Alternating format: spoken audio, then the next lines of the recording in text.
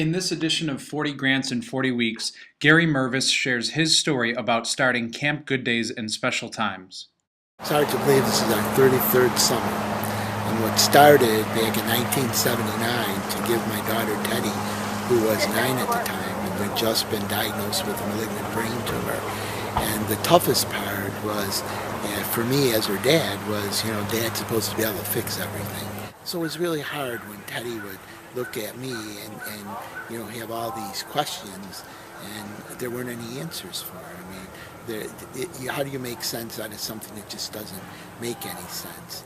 And it became real evident that the toughest part of Teddy's battle was the fact, the loneliness, number one, and then the fact that her cancer was stealing from her that very precious time in all of our lives called childhood, when we had that sense of invincibility and we're going to live forever. And then all of a sudden you leave a doctor's office and you realize there's something inside of you that can prematurely take your life. You don't look at life the same after that. Neither does your brothers and sisters or mom and dad. You're forced to grow up. And so I desperately wanted to find a vehicle to give Teddy a chance to realize there were other children from all these faraway places like Buffalo and Syracuse that also were dealing with cancer. And then I wanted to give her a chance to get as far away from the sterile environment of a hospital as we possibly could. And nothing said that better than camp. So to just get a chance to be a kid, get back some of that childhood that cancer was stealing from her, and do it with probably the only people in the world who could really understand what it was like to be her, and that's other children that were dealing with cancer. So Camp Good Days was born back in 1979. We were the fourth program of our kind in the country.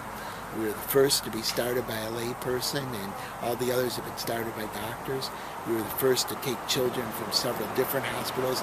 All of the programs before us, they just took all the children from the clinic and rented an outdoor education center and took them there so the doctors and nurses could see the children when they could be children, and the children could see the doctors and nurses when they weren't poking and probing and giving them some of the most potent treatment that medical science could come up with.